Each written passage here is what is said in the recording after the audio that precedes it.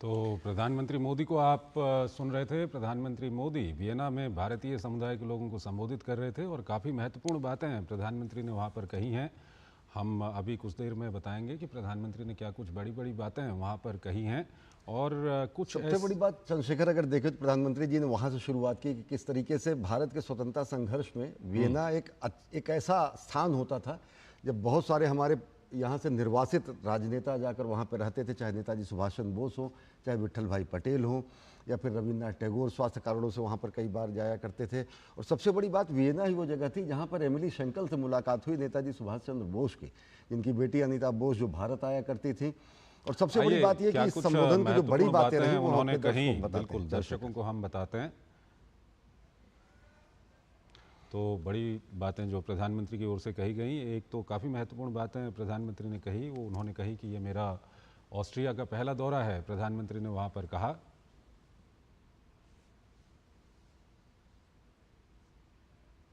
प्रधानमंत्री ने कहा कि ऑस्ट्रिया में भारतीय समुदाय की गर्मजोशी और स्नेह के लिए आभारी हूँ।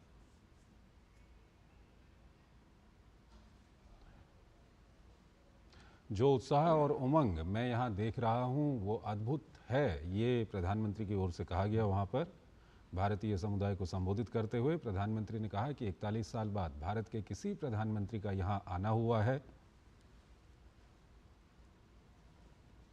भारत और ऑस्ट्रिया अपनी दोस्ती के 75 वर्ष मना रहे हैं। प्रधानमंत्री ने वहाँ पर भारतीय समुदाय को संबोधित करते हुए ये बात कही।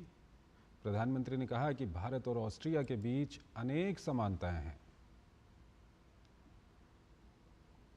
उन्होंने कहा कि लोकतंत्र हम दोनों देशों को जोड़ता है। ये काफ़ी महत्वपूर्ण है क्योंकि ऑस्ट्रिया और भारत में जो लोकतंत्र है वो दोनों देशों को जोड़ता है। ये प्रधानमंत्री की ओर से कहा गया। आज दुनिया के लोग भारत के चुनाव के बारे में सुनकर हैरान रह जाते हैं, ये प्रधानमंत्री ने वहाँ पर कहा। उन्होंने कहा कि ये भारत की चुनाव मशीनरी और हमारे लोकतंत्र की ताकत है। दो देशों के बीच रिश्ते सिर्फ सरकारों से नहीं बनते हैं, ये प्रधानमंत्री ने वहां पर कहा। उन्होंने कहा कि रिश्तों को मजबूती देने में जन भागीदारी बहुत जरूरी है। प्रधानमंत्री ने कहा कि आज भारत के बारे में पूरी दुनिया में बहुत चर्चा हो रही है। हर कोई भारत के बारे में जानना समझना चाहता है। हमने दुनिया को युद्ध नहीं बुद्ध दिए, काफी महत्वपूर्ण बात प्रधानमंत्री ने वहां पर कही। उन्होंने कहा कि आज दुनिया भारत को विश्व बंधु के रूप में देखती है, ये गर्व की बात है। प्रधानमंत्री ने कहा कि भारत दुनिया की 5वीं सबसे बड़ी अर्थव्यवस्था है। उन्होंने कहा कि भारत सर्वश्रेष्ठ बनने की दिशा में काम कर रहा है और कई सारे काम उन्होंने वहाँ पर गिनाए भी। ऑस्ट्रिया का ये दौरा बहुत ही सार्थक रहा है, ये प्रधानमंत्री की ओर से वहाँ पर कहा गया भारतीय समुदाय को संबोधित करते हुए। तो काफ़ी महत्वपूर्ण बातें प्रधानमंत्री की ओर से कही। निश्चित तौर पर प्रधानमंत्री ने वो भी जिक्र किया किस तरीके से तकरीबन 200 वर्ष पहले संस्कृत पीठ की स्थापना की गई, बाकायदा इंडो लैंग्वेज की शेयर की स्थापना की गई। प्रोफेसर अंशु जोशी जी हमारे साथ हैं और वरिष्ठ पूर्व राजनयिक अशोक सज्जनहार जी हमारे साथ हैं। अशोक जी, आपसे जानना चाहेंगे किस तरीके से एक बार फिर प्रधानमंत्री नरेंद्र मोदी ने पूरी दुनिया को बताया कि भारत एक लोक बंधु नहीं विश्व बंधु की भूमिका में, भारत वसुधैव कुटुंबकम के नीति के तहत एक बेहतर विश्व के निर्माण में, और कैसे भारत एक सजग बहुलतावादी संस्कृति के साथ साथ अपने मूल्यों को पूरी दुनिया में स्थापित करते हुए बेहतर दुनिया की स्थापना के लिए प्रयासरत है। एक बड़ी भूमिका, क्योंकि कई बार कई मौकों पर प्रधानमंत्री ने कहा कि यह सदी अब भारत की है। जी, आप बिल्कुल ठीक कह रहे हैं। जो प्रधानमंत्री मोदी ने कहा बहुत ही प्रेरित करने वाला उनका संबोधन था, क्योंकि उन्होंने बहुत ही अहम पहलुओं को अपने संबोधन में इसमें निमित किया। ये भी बताया जो कैसे वहाँ की जो भारतीय मूल के लोग हैं उनको ये भी बताया जो कैसे भारत उभर रहा है, भारत की प्रगति हो रही है, भारत का विकास हो रहा है, कैसे भारत विकसित 2047 की तरफ तेजी से अग्रसर हो रहा है। परंतु उसके साथ साथ, जैसे आपने बिल्कुल ठीक कहा ओम प्रकाश जी, जो भारत के जो मूल्य हैं बहुत ही महत्वपूर्ण हैं। भारत ने दुनिया में कभी युद्ध नहीं दिया है। भारत ने शांति का संदेश दिया है और हमेशा शांति, स्थिरता और समृद्धि का संदेश दिया है, और वही संदेश लेकर भारत अभी भी आगे चल रहा है। जब हम देखते हैं जो पूरी दुनिया में जहां पर इतना ज्यादा युद्ध से त्रसित है, ग्रसित है पूरा विश्व, तो उसमें भारत का जो ये संदेश है बहुत ही महत्वपूर्ण संदेश है। और इसमें उन्होंने कहा जो भारत और ऑस्ट्रिया के बीच में इतने घने घनिष्ठ संबंध हैं, वो उसको आगे ले जाने में भारतीय मूल के नागरिक हैं जो वहां पर रहते हैं, इतने सालों से रहते हैं, उनका बहुत बड़ा योगदान है। उनकी संख्या चाहे इतनी ज्यादा न हो, परंतु उनका जो योगदान है दोनों देशों को साथ में लाने के लिए, मिलाने के लिए, जुड़ाने के लिए, वो बहुत ही महत्वपूर्ण है। तो मैं कहूंगा बहुत ही प्रेरणादायक और बहुत ही प्रोत्साहित करने वाला प्रधानमंत्री मोदी का ये संदेश था। और इस संदेश की बहुत जरूरत थी, क्योंकि पूरी दुनिया में अभी जो कुछ हमारे यहाँ के लोग हैं ये भी एक संदेश फैलाने का प्रयास कर रहे हैं, जो कैसे जो प्रधानमंत्री मोदी की सरकार आई है शायद उतनी सशक्त सरकार नहीं है जैसे पहले थी, परंतु उन्होंने सब ये शक शुबहे एकदम खत्म कर दिए। जो ये 60 साल बाद पहली बार, तीसरी बार वही सरकार फिर से चुनी आई है, और उसमें जो उसकी नीतियां थी भारत को आगे ले जाने की, वो नीतियां सब चलती रहेंगी। स्थिरता की जो नीति है, जो स्थिरता पिछले 10 साल में देखी गई है, वही स्थिरता अगले इस टर्म में भी होगी। और केवल ये 5 साल के लिए काम नहीं किया जा रहा है, ये 2047 तक भारत को विकसित बनाने के लिए काम किया जा रहा है, और अगले 1000 साल की नींव रखी जा रही है। तो बहुत ही महत्वपूर्ण उद्बोधन था प्रधानमंत्री मोदी का। डॉक्टर जोशी, इसी बात को आगे बढ़ाते हैं। जो प्रधानमंत्री ने वहाँ पर कहा ये काफ़ी महत्वपूर्ण है। हालांकि उन्होंने मॉस्को में भी इसी तरह की बात की थी, अभी वियना में भी इसी तरह की बात की, लेकिन अभी जब भारतीय समुदाय को वहाँ पर संबोधित कर रहे थे, उन्होंने इस बात को काफ़ी स्पेसिफिक तरीके से, अगर हिंदुस्तान के लिहाज से हम देखें तो उन्होंने कहा कि हिंदुस्तान ने युद्ध नहीं बुद्ध दिए हैं, 21वीं सदी में भी हम इसी थ्योरी को सशक्त करने वाले हैं। तो ये काफ़ी महत्वपूर्ण बात, क्या कुछ कहेंगे आप? बहुत महत्वपूर्ण बात। इस एक वाक्य को कहकर हमारे माननीय प्रधानमंत्री ने पूरे विश्व को एक संदेश दिया है। भारतीय दर्शन को वैश्विक राजनीति में हम किस तरह से उपयोग में ला सकते हैं उसकी बात की है कि भारत ने पूरे विश्व को बुद्ध दिए हैं, युद्ध नहीं।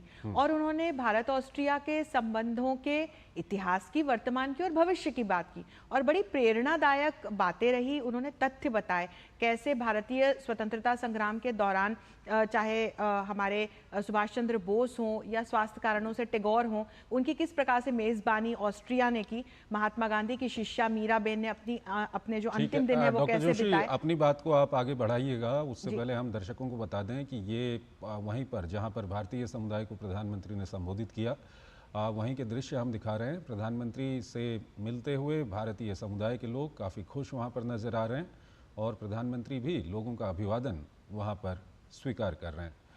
तो ये काफ़ी महत्वपूर्ण है, क्योंकि जो भारतीय समुदाय के लोग विभिन्न देशों में रहते हैं, उन देशों में रहने वाले लोगों के लिए, और ख़ासकर आज जब प्रधानमंत्री ऑस्ट्रिया में हैं, उनके लिए ये भारतीय समुदाय के लोगों के लिए काफ़ी महत्वपूर्ण है। 41 साल बाद भारत के कोई प्रधानमंत्री वहाँ पर पहुँचे हुए हैं, तो काफ़ी गर्मजोशी और उत्साह वहाँ पर लोगों के बीच में देखा जा रहा है। डॉक्टर जोशी, अपनी बात को आप जारी रखिए। तो मैं ये कह रही थी कि उन्होंने किस तरह से भारत ऑस्ट्रिया संबंधों के इतिहास, वर्तमान और भविष्य की बात की, अतीत की तो बात की। इसमें जोड़ूंगी कि जब ऑस्ट्रिया स्टेट अग्रीमेंट यूएसएसआर की तरफ से बन रहा था, तब भारत ने ऑस्ट्रिया का समर्थन किया था और यूनाइटेड नेशंस के मंच से भारत ने कई बार ऑस्ट्रिया का समर्थन किया। अच्छा, हमारे प्रधानमंत्री ने वर्तमान की बात की, उन्होंने सुशासन की निरंतरता की बात की, सर्वधर्म संभाव की बात की, भारत और ऑस्ट्रिया की साझा सांस्कृतिक विरासत की बात की, विकसित भारत के साथ वो फिर हम सभी को भविष्य में ले गए कि कैसे हमको साथ में मिलकर नवाचार को बढ़ावा देना है, स्टार्टअप्स को बढ़ावा देना है, किस तरह से भारत और ऑस्ट्रिया के संबंधों का एक रोड मैप वो देखते हैं। इसमें जो भारतवंशी वहां रह रहे हैं, उन्होंने एक बड़ी महत्वपूर्ण बात कही कि भारतीयों की पूरे विश्व में पहचान केयर और कंपैशन से होती है और वहां वो जहां जाते हैं उनके अपने प्रोफेशन में वो भारतीय संस्कारों को परिलक्षित करते हैं। तो ये एक बड़ी महत्वपूर्ण बात उन्होंने न सिर्फ भारतवंशियों के लिए पर वहां जो ऑस्ट्रिया के लोग होंगे कहीं ना कहीं उनको भी ये संदेश दिया कि देखिए जो भारतीय बहुत शांति प्रिय होते हैं, साथ में मिलकर रहने वाले होते हैं और अपने देश के साथ साथ जहां रह रहे होते हैं वहां के विकास को भी बढ़ावा देते हैं।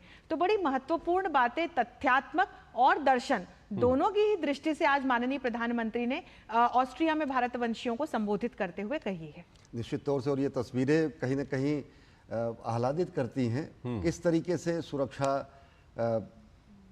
की स्थितियों से एक भावनात्मक लगाव, सुरक्षा चिंताओं को भी दरकिनार करते हुए एक भावनात्मक लगाव और भावनात्मक रूप से और साथ ही साथ बेलौस अंदाज में, बेबाक अंदाज में प्रधानमंत्री नरेंद्र मोदी भारतवंशियों से मिलते हैं। अलहदा अंदाज है उनका, जुदा अंदाज है, किस तरीके से वो भारतवंशियों में गर्व की भावना की अनुभूति कराते हैं। भारतवंशियों को एक राष्ट्र सेवक के रूप में जब प्रधानमंत्री नरेंद्र मोदी सुरक्षा चिंताओं को भी दरकिनार करके मिलते हैं तो एक नई ऊर्जा मिलती है लोगों में। और सबसे बड़ी बात यह कि जो विश्व बंधुत्व, लोक कल्याण और बेहतर विश्व के निर्माण की भारत की प्रतिबद्धता सनातन काल से रही है, उसको कहीं ना कहीं विश्व स्तर पर नए सिरे से व्याख्यायित करते हैं। सज्जनहार जी हमारे साथ हैं। देखिए, आपसे जानना चाहेंगे अशोक जी, किस तरीके से एक तो ये दृश्य, साथ ही साथ एक गर्व की अनुभूति जब प्रधानमंत्री नरेंद्र मोदी भारतीयता को नए सिरे से पूरी दुनिया के सामने व्याख्यायित करते हैं, कहते हैं हमने बुद्ध दिया है, युद्ध नहीं दिया है। साथ ही जब वो ये बताते हैं कि कैशलेस, पेपरलेस, लेकिन साथ ही साथ सीमलेस इकॉनमी हम बना रहे हैं, पिछले 10 वर्षों की विकास गाथा को जब दुनिया के सामने रखते हैं, जब वो दुनिया के साथ दुनिया का आह्वान करते हैं, कम मेक इन इंडिया की बात करते हैं, तो किस तरीके से एक नए भारत का अभ्युदय पूरी दुनिया देखता है? जी, आपने बहुत महत्वपूर्ण बात की है इसमें ओम प्रकाश जी। एक तो उन्होंने जो भारत की डायस्पोरा नीति है, हम देखते हैं जो उसमें एकदम पूरी तरीके से बदलाव हो गया है जब से प्रधानमंत्री मोदी ने कार्यभार संभाला है 2014 में। आपको याद होगा, डायस्पोरा के साथ कनेक्ट करने के लिए तो हमने 2000 से शुरुआत कर दी थी, कुछ वहां पर कदम उठाए गए थे, परंतु जिसे मैं कहूंगा बिल्कुल एक ट्रांसफॉर्मेशनल फेज आया है जब से प्रधानमंत्री मोदी आए हैं। एक तो बात है, आपको याद होगा सितंबर 2014 में जब वो पहली बार अमेरिका गए थे मैडिसन स्क्वायर गार्डन में, वो बिल्कुल ही एक ऐसा चित्र था जो कि मेरे विचार से किसी ने दुनिया में देखा ही नहीं था, जो कैसे इतने 20,000 लोग वहां पर इकट्ठा हो जाएं, जहाँ की ज्यादातर बेसिकली पॉप शो होते हैं, पॉप फंक्शंस, इवेंट्स होते हैं। और वही चीज दोहराते हैं प्रधानमंत्री मोदी जहां भी जाते हैं। यहां भी आप देख लीजिएगा तो डायस्पोरा में एक ऐसी ऊर्जा भर देते हैं, उनमें एक ऐसी प्रेरणा भर देते हैं जो अपने देश को, देश के साथ जुड़ने में उनको बहुत ही गर्व महसूस होता है। तो एक तो मैं ये कहूंगा जो ये बहुत ही ऊर्जा आ जाती है, प्रेरणा आ जाती है लोगों में। दूसरा, देखिए आपने जो बात कही है, जो कैसे अपना जो संस्कृति है, अपना जो कल्चर है, उसको उजागर करने में प्रधानमंत्री मोदी ने बहुत ही बड़ा योगदान दिया है। बहुत ही, जहां वो जाते हैं वो भारत की बात करते हैं, भारत की जो सदियों पुरानी, हजारों साल पुरानी वसुधैव कुटुंबकम का हमारा जो नारा है, जो आह्वान है पूरी दुनिया को, वो उसके बारे में वो बताते हैं। और आपको याद होगा सितंबर 2014 में जब वो पहली बार यूनाइटेड नेशंस जनरल असेंबली में भी गए थे, वहां भी उन्होंने इसी के बारे में बातचीत की थी। और इसी से वो बताते हैं भारत का संदेश है जो पूरी दुनिया के साथ मिलकर रहना, जुड़कर रहना और साथ में लेकर जाना, और हमें अपने संस्कृति पर गर्व होना चाहिए, जो कि पहले हम नहीं महसूस करते थे। हमारे में जिसे कहा जाए एक स्लेव मेंटालिटी जो माइंडसेट है वो अलग था, उस माइंडसेट से बाहर निकलने के लिए प्रधानमंत्री आह्वान करते हैं। और अशोक जी, तीसरी यहीं पर बात एक जो आपने कही सवाल है, आता है, वो सवाल आपसे जानना चाहेंगे। भारत ने काफी ब्रेन ड्रेन देखा है, और उसके बाद एक बात आती थी कि रिवर्स ब्रेन ड्रेन किसी तरह से हो जिससे भारत को फायदा हो। और अभी तो दुनिया टेक्निकली इतनी छोटी हो गई है कि कोई शख्स कहीं बाहर बैठ के भी अपने देश को फायदा पहुंचा सकता है। ऐसे में आपको क्या लगता है कि जिस तरह से प्राइम मिनिस्टर मोदी की कोशिश रही है जब से वो सत्ता में आए हैं, लगातार डायस्पोरा के साथ संबंध बनाकर रखना, तो इस मामले में कितना फायदा मिला है? जी मेरे विचार से बहुत फायदा मिला है इसमें। एक तो देखिए, जो भारतीय डायस्पोरा का योगदान है, ये केवल डॉलर और सेंट्स में हमें नहीं देखना चाहिए, उसमें भी यकीनन जो टेक्नोलॉजी है, इनोवेशन है, जो हमारे यहाँ पर नए यूनिट्स एस्टैब्लिश हो रहे हैं, उनमें यकीनन उनका योगदान है। परंतु अगर आप देखें जो वहां पर और देशों के साथ हमारे जो संबंध हैं उनको आगे ले जाने में, उसमें डायस्पोरा बहुत ही महत्वपूर्ण रोल अदा करता है। चाहे वो अमेरिका में आप देखें, अमेरिका का साथ जो हमारे द्विपक्षीय संबंध हैं वो कैसे एकदम ऊपर हो गए हैं। पहले इतने अच्छे संबंध दोनों देशों के बीच में नहीं थे। और अगर यूरोप में भी आप देखें तो हर देश में जहां जाते हैं तो यूरोप का में भारत का कद बढ़ता है, भारत का मान बढ़ता है। और इससे जो वहां के इंडस्ट्री है, वहां का बिजनेस है, उनके समक्ष भारत की एक जो छवि आती है, बहुत ही पॉजिटिव छवि आती है, जो ये एक स्टेबल पॉलिटिकल एंटिटी है जहां पर कि ईज ऑफ डूइंग बिजनेस अच्छी हो रही है, जो कि उन्होंने इतनी सारी जो स्कीम्स बताई, स्टार्टअप का जो इकोसिस्टम है, थर्ड लार्जेस्ट इकोसिस्टम है, हर 10 यूनिकॉर्न में एक यूनिकॉर्न है वो भारत का है। जी। तो इसीलिए ये जो संदेश दिया जाता है, ये कहीं ना कहीं वहां की जो बिजनेस है, जो इन्वेस्टर्स हैं, उनके लिए बहुत महत्वपूर्ण है। और उसमें भारत की प्रगति का भी इसमें बहुत बड़ा योगदान रहता है। जी निश्चित तौर से। प्रोफेसर अंशु जोशी जी, आपसे जानना चाहेंगे किस तरीके से जब प्रधानमंत्री नरेंद्र मोदी ये कहते हैं कि बेस्ट, ब्राइटेस्ट, बिगेस्ट, एक ऐसा स्पॉट बन रहा है पूरे ग्लोबल वर्ल्ड में भारत, क्योंकि अगर देखें तो जैसा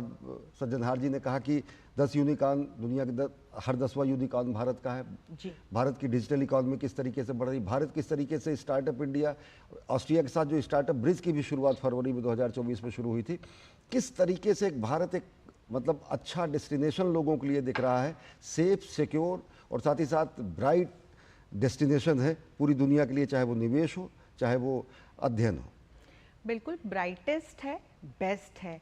और अपनी पुरा प्राचीन जो संस्कृति है, जो दर्शन है, जिसमें सभी का भला हो, सभी का विकास हो, सभी का प्रयास हो, सभी का विश्वास हो, उस भावना के साथ हमारे माननीय प्रधानमंत्री जब ये कहते हैं कि भारत वर्तमान है, भारत भविष्य है, तो एक वैश्विक पटल पर, वैश्विक राजनीति में आप देखें कि विगत 10 वर्षों में पहले तो हमने अपनी जो विदेश नीति है उसको अत्यंत गतिशील करते हुए अलग अलग मानसिकता के, अलग अलग विचारधारा के जो देश रहे हैं उनके साथ हमने बहुत अच्छे मैत्रीपूर्ण संबंध स्थापित किए। तो अमेरिका जैसे जो देश थे जिनके साथ कहीं ना कहीं संबंधों में कहीं कुछ कड़वाहट थी, वहाँ हमने अच्छे संबंधों का नया अध्याय शुरू किया और फिर उसके साथ हमने स्ट्रेटेजिक रिलेशंस भी किए।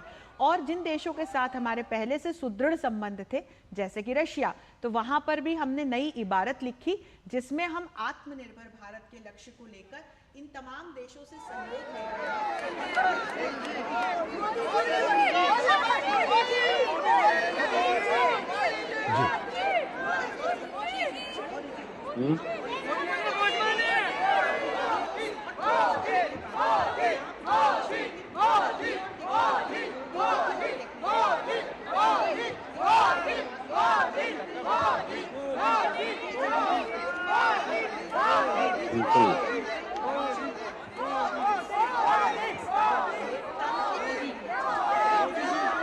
नहीं जल्दी से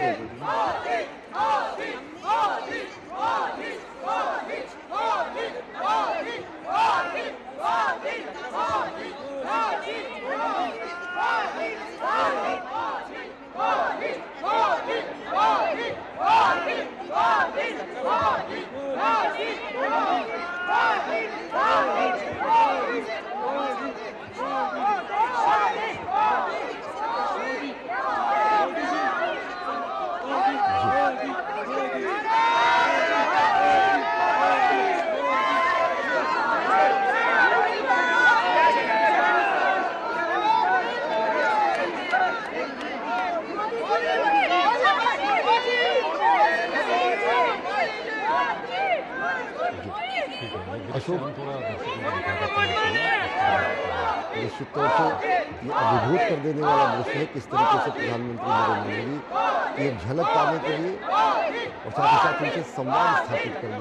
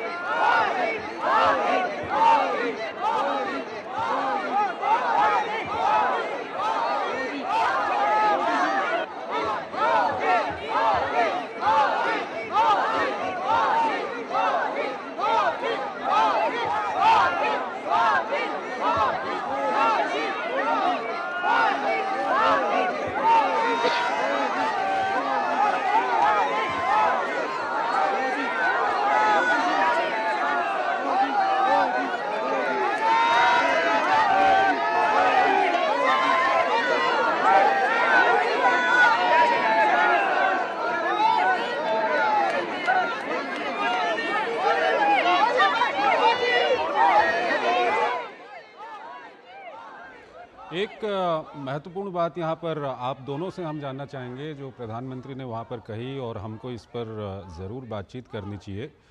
सबसे पहले अशोक जी आपसे, अगर अब दुनिया का इस वक्त जो भी वैश्विक परिदृश्य है उसमें देखें तो हम प्रधानमंत्री ने भी ये बात कही कि अधिकतर सरकारें जो हैं दुनिया में, आप कई देशों में देखिए, वो ज़्यादा टिक नहीं पा रही हैं। अभी हमने ब्रिटेन में देखा, वहाँ पर पहले चुनाव करवाए गए, फ्रांस में किस तरह से लग क्या रहा था और वहाँ पर हो क्या गया, और दूसरे देशों में भी हम देख रहे हैं। ऐसे में प्रधानमंत्री ने कहा कि 60 साल के बाद लगातार भारत में तीसरी बार सरकार आना, ये अपने आप में एक बहुत महत्वपूर्ण बात है अगर हम पूरी दुनिया के परिदृश्य को देखें।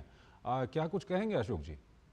जी आप बिल्कुल ठीक कह रहे हैं। बिल्कुल, अगर आप किसी भी लोकतांत्रिक देश में देखें, किसी भी डेमोक्रेसी में देखें, जहां पर कोई अथॉरिटेरियन गवर्नमेंट है या डिक्टेटरशिप है, वहां पर वो किसी प्रकार के इलेक्शन कराएं और उसमें बार बार आते रहे, वो अलग बात है। परंतु जहां फ्री एंड फेयर इलेक्शन होता है, जो आपने अभी जिक्र किया है, वहां पर यूनाइटेड किंगडम में ऋषि सुनाक में उनका क्या हुआ है, या फिर अभी जो यूरोप में अगर आप देखें इलेक्शंस, पार्लियामेंट के इलेक्शंस हुए हैं, उसमें कैसे फ्रांस में राष्ट्रपति मैक्रोन की पार्टी को कितनी करारी हार का वहां पर सामना करना पड़ा था 3 और 6 जून के बीच में जो पार्लियामेंट इलेक्शंस हुए थे।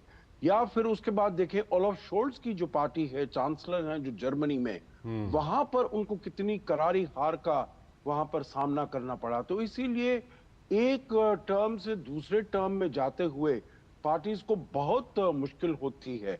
परंतु यहां पर तीसरी बार फ्री फेयर इलेक्शंस में आना बहुत ही ये बहुत ही महत्वपूर्ण बात है और बहुत ही सराहनीय बात है। एक और चीज उन्होंने देखी जो बहुत महत्वपूर्ण उन्होंने कही, क्योंकि अगर हम देखें यूरोप के पार्लियामेंट इलेक्शंस में भी 3 और 6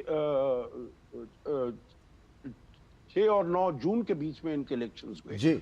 परंतु उसका रिजल्ट आते आते करीब 15 दिन तक ये भी नहीं मालूम था जो आखिरी रिजल्ट क्या है। हमारे यहाँ पर जो इतने 650 मिलियन लोगों ने वहां पर भाग लिया इलेक्शन में, परंतु उसके बाद आधे दिन में हमारे सामने स्थिति बिल्कुल एकदम स्पष्ट हो गई, जो कौन जीता है, कैसे जीता है, कितने मात्रा से जीता है। तो ये भी एक बहुत ही महत्वपूर्ण बात है जो पूरी दुनिया के लिए सबक है। जो वहां पर जो देश हैं, डेमोक्रेटिक देश हैं, लोकतांत्रिक देश हैं, वहां पर उनको काउंटिंग करने में भी इतनी मुश्किल होती है, परंतु भारत की जो शैली है, जो इलेक्शन कमीशन है, जो हम इसको परस्यू कर रहे हैं पिछले कितने सालों से, बिल्कुल विश्वसनीय है, पूरी तरीके से विश्वसनीय है और इसमें किसी ने कोई शक शुबा नहीं। डॉक्टर जोशी, आप क्या कुछ कहना चाहेंगे, क्योंकि ये काफ़ी आपका ये विषय भी है, आप पूरी दुनिया का अध्ययन भी करती हैं जो राजनीतिक परिदृश्य है उसमें। जिस तरह से दूसरे देशों में हम देख रहे हैं कि वहाँ पर स्थायित्व तो नहीं दिख रहा है, पिछले काफ़ी सालों से हम देख रहे हैं कई देशों के जो परिणाम आ रहे हैं, सरकारें धराशायी हो जा रही हैं, दोबारा नहीं आ पा रही हैं, लोगों की अपेक्षाओं पे खरे नहीं उतर रही हैं। ऐसे में भारत में लगातार 60 साल के बाद लगातार तीसरी बार प्रधानमंत्री मोदी प्रधानमंत्री बने हैं, ये कितना महत्वपूर्ण है अंतर्राष्ट्रीय परिदृश्य के लिए? निश्चित तौर पर मोदी जी ने इतिहास रचा है कि वो तीसरी बार प्रधानमंत्री के रूप में चुन कर के आए हैं और ये 60 साल में पहली बार हुआ। और उन्होंने अपने संबोधन में जो आज ये बात कही कि पूरा विश्व अचरज की दृष्टि से भारत जैसे सबसे बड़े लोकतांत्रिक देश के चुनावों को देखता है और किस प्रकार से विविधता में एकता का परिचय देते हुए और बहुत ही अच्छे मैनेजमेंट का परिचय देते हुए हमारे यहाँ चुनाव कराए जाते हैं। अब अभी जो वर्तमान वैश्विक परिदृश्य बना हुआ है उसमें हम देख रहे हैं कि दो तो सीधे सीधे युद्ध के ओपन थिएटर हैं। रशिया यूक्रेन युद्ध एक और चल रहा है, दूसरी ओर हमने देखा इजराइल हमास युद्ध भी शुरू हो चुका है। इंडो पैसिफिक क्षेत्र की ओर जब हम जाते हैं तो वहां पर भी चीन की आक्रामकता निरंतर बनी हुई है और वहां पर भी इस प्रकार की परिस्थितियां निर्मित होती रहती है कि कोई डायरेक्ट या इनडायरेक्ट कॉन्फ्लिक्ट्स की स्थिति वहां पर निरंतर बनी रहती है। और फिर कोविड-19 से उपजी चुनौतियां अभी पूर्णतः समाप्त नहीं हुई। तो ऐसी परिस्थितियों में विश्व के जब हम अलग अलग क्षेत्रों में जा रहे हैं, हमने यूरोप के देशों की बात कही, मैं इसमें लैटिन अमेरिका के देश भी जोड़ना चाहूंगी, जहां पर बहुत उथल पुथल होकर के बड़े आश्चर्यजनक परिणाम हमने देखे चुनावों में। तो जब इस प्रकार की अस्थिर सरकारें बनती हैं, बार बार बदलाव होते हैं, तो उससे फिर एक सुशासन की सरकार या सुशासन की निरंतरता में बाधा आती है।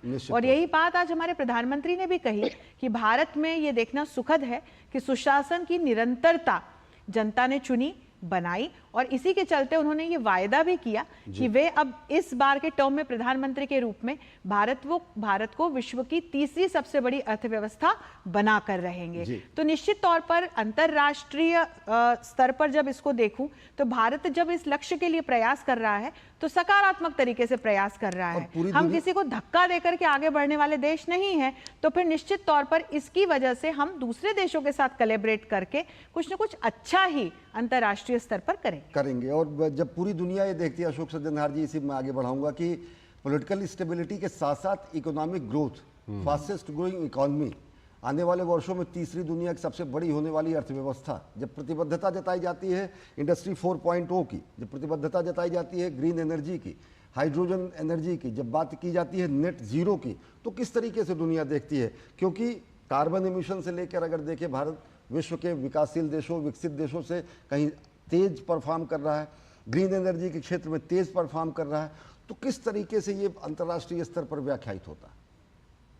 जी देखिए, आपने बहुत ही महत्वपूर्ण ये वाला प्रश्न किया है, जिसमें हमेशा से यही देखा गया है, जो पूरी दुनिया में यही कहा जाता है, जो अथॉरिटेरियन रेजिम्स जो हैं, जहां पर की डिक्टेटरशिप है या उस प्रकार का एक पार्टी का या एक व्यक्ति का वहां पर कंट्रोल है, तो वहां पर जो आर्थिक विकास है वो तेजी से चल सकता है, क्योंकि वहां पर वो निर्णय हैं जल्दी ले लेते हैं और निर्णयों को कार्यान्वित भी कर देते हैं। और डेमोक्रेसीज में ये थोड़ा मुश्किल रहती है, दिक्कत रहती है, क्योंकि उनको बहुत कंसल्टेशन की जरूरत पड़ती है।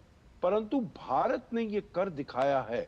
भारत जो दुनिया की सबसे बड़ी डेमोक्रेसी है, उसने कर दिखाया है दैट डेमोक्रेसी कैन डिलीवर।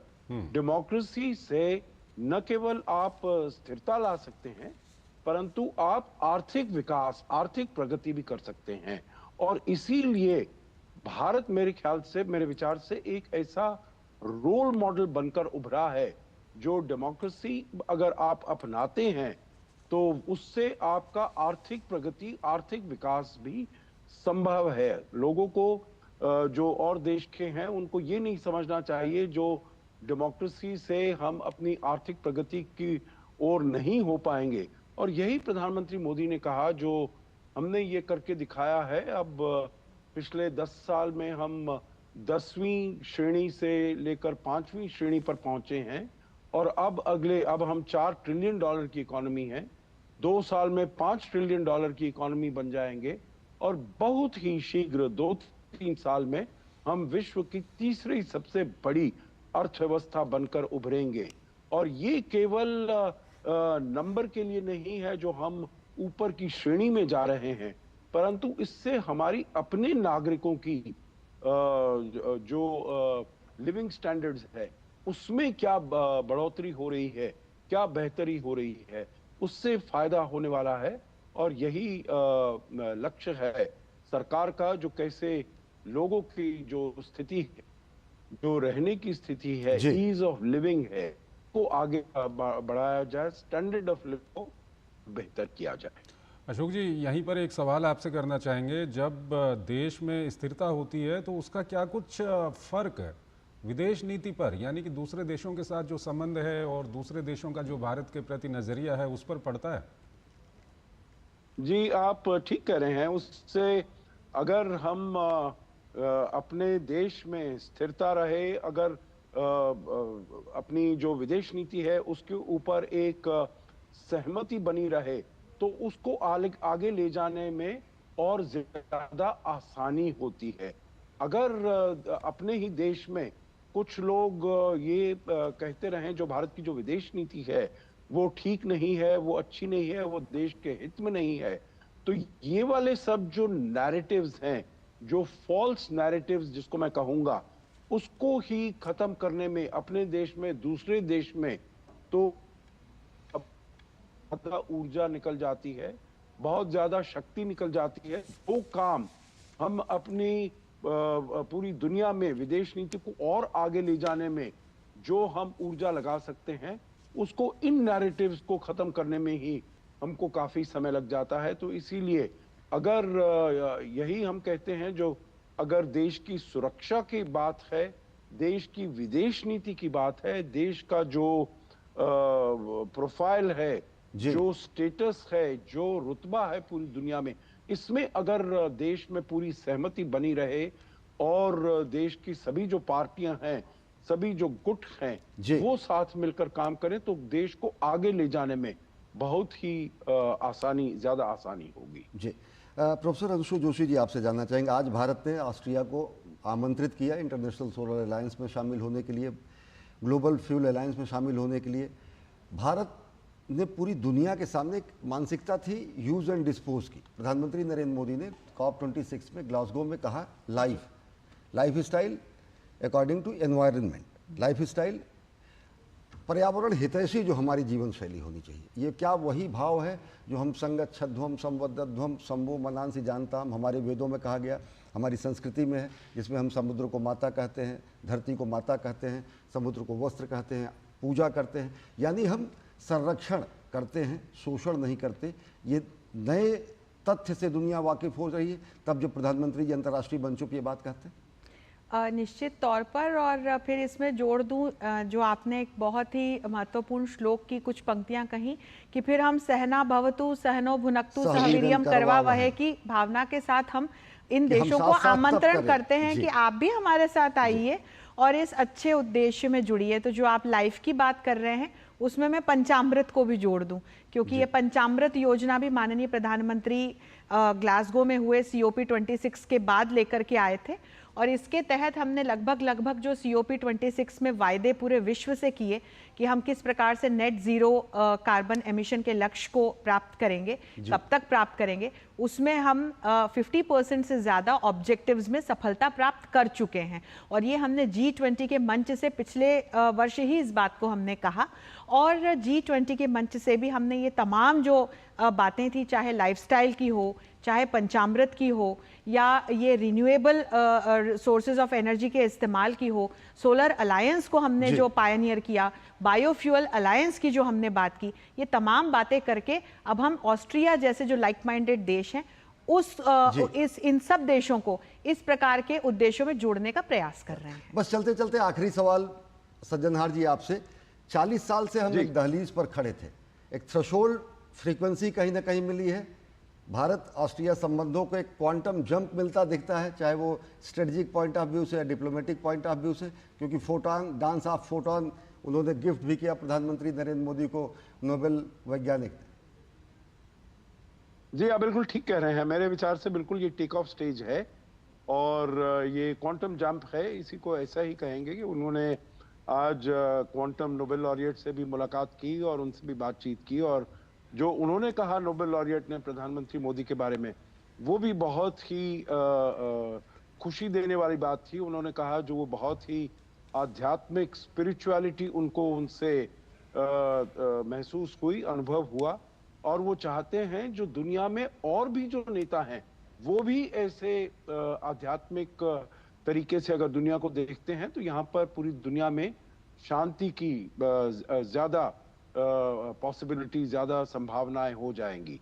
परंतु आपने बिल्कुल ठीक कहा है, ये मेरे विचार से जो प्रधानमंत्री का दौरा है, मैं तो ये कहूंगा जो जहां जहां पहले हमारे देश नहीं गए, जिन भी राष्ट्रों में, आपको याद होगा जब वो नवंबर 2014 में ऑस्ट्रेलिया में गए थे तो उन्होंने कहा था 29 साल बाद कोई भारत का प्रधानमंत्री ऑस्ट्रेलिया आया है, और यहाँ पर तो अब 41 साल बाद आए हैं। ठीक है अगली बार जब बिल्कुल तो हमारे पास वक्त ज़्यादा बिल्कुल समय खत्म हो नहीं चुका है होगा। इस कार्यक्रम में, तो आपका भी बहुत बहुत शुक्रिया हमारे इस खास कार्यक्रम में हमारे साथ जुड़ने के लिए। डॉक्टर जोशी, आपका बहुत बहुत शुक्रिया इस कार्यक्रम में हमारे साथ जुड़ने के लिए। तो प्रधानमंत्री की 2 देशों की जो यात्रा रही है, रूस की यात्रा और ऑस्ट्रिया की यात्रा, काफ़ी ये सफल यात्रा रही है, और इसी के साथ हम इस कार्यक्रम को यहीं पर समाप्त करते हैं। हम चंद्रशेखर, दर्शकों को एक चीज़ और बता दें कि किस तरीके से, अभी मैं प्रोफेसर सज्जनहार जी से मैं कह रहा था कि एक क्वांटम जंप की बात है, इसी पे एक सवाल मैं अंशु जी से भी लेना चाहूँगा। अंशु जी, किस तरीके से हम उन्हीं बातों को एक बार कहेंगे कि हम दहलीज पे खड़े थे 40 साल तक, इलेक्ट्रॉन, प्रोटॉन, न्यूट्रॉन, ये वैज्ञानिक चीज़ें तो है, लेकिन फोटॉन कहीं ना कहीं मास और एनर्जी के बीच की चीज़ है, वो एक फिजिक्स नहीं, मेटाफिजिक्स की चीज़ है। दरअसल हम कार्यक्रम को खत्म करना चाह रहे थे, लेकिन अभी प्रधानमंत्री को स्वदेश वापस आना है वहाँ से, तो वो दृश्य भी हम दिखाएंगे अपने दर्शकों को। आप अपने सवाल को जी, तो प्रधानमंत्री जी जब ऑस्ट्रिया और रूस के सफल दौरे से वापस आएंगे, स्वदेश रवाना होंगे, वो तस्वीरें हम अपने दर्शकों से साझा करेंगे। प्रोफेसर अंशु जोशी जी, हम ये जानना चाह रहे थे कि एक बेहतर विश्व के निर्माण के लिए भारत के जो शाश्वत मूल्य हैं, जो भारत के इथॉस हैं, या फिर ऑस्ट्रिया जैसे एक बहुलतावादी संस्कृति के जो अपने मूल्य हैं, वो किस तरीके से दुनिया को नए सिरे से व्याख्यायित करते हैं, तब जबकि प्रधानमंत्री जी वहाँ जाकर एक बेहतर विश्व के निर्माण के लिए बातें करते हैं, भारतीयों को 2047 तक विकसित भारत का बनाने के लिए आमंत्रित करते हैं, और पूरी दुनिया को एक बार फिर बताते हैं कि ये सदी कम से कम भारत की है। निश्चित तौर पर, और भारत और ऑस्ट्रिया दोनों ही राष्ट्रों को जब हम देखते हैं और उनके शाश्वत मूल्यों की ओर देखते हैं तो एक समानता हमें दिखाई पड़ती है, और वो है लोकतंत्र में विश्वास की, और सभी के कल्याण की भावना की, और सभी के प्रयासों को साथ में लेने की। और इसी दृष्टि से जब हम देखते हैं तो भारत और ऑस्ट्रिया हमें संबंधों को बड़ी गर्मजोशी से 75 वर्षों की ओर ले जाते हुए दिखाई पड़ते हैं, जिसका कि जिक्र हमारे माननीय प्रधानमंत्री ने भी किया। और दोनों ही देशों ने समय समय पर जब ऐसे महत्वपूर्ण माइलस्टोन्स देखे कि जब ऑस्ट्रिया स्टेट अग्रीमेंट होता है यूएसएसआर की तरफ से, तो भारत ऑस्ट्रिया के साथ खड़ा होता है। 1955 में हम ऑस्ट्रिया को एक संप्रभु देश के रूप में मान्यता प्राप्त होते हुए देखते हैं जी। और वहीं 1947 के बाद से भारत प्रगति की नई उड़ान शुरू करता है, क्योंकि जो एक जिन शाश्वत मूल्यों की हम बात आप और मैं कर रहे हैं वो हमारे सनातन मूल्य है, वो हमारे प्राचीन इतिहास से जुड़े मूल्य हैं। पर बीच में हमने एक गुलामी का काला युग भी देखा और फिर उसके बाद जब हमने स्वतंत्रता प्राप्त की तो हमने तेजी से आगे बढ़ने का प्रयास ठीक किया। है डॉक्टर जोशी, अब ये कार्यक्रम को यहीं पर खत्म करना हमको पड़ रहा है, क्योंकि प्रधानमंत्री अभी जब स्वदेश के लिए रवाना होंगे, हम अपने बुलेटिन्स में लगातार अपने दर्शकों को दिखाते रहेंगे। इसी के साथ इस कार्यक्रम को हम यहीं पर समाप्त करते हैं। अशोक जी, डॉक्टर जोशी, आप इस कार्यक्रम में हमारे साथ जुड़े, बहुत बहुत शुक्रिया आपका। और इसी के साथ इस कार्यक्रम को यहीं पर समाप्त करते हैं। नमस्कार। नमस्कार।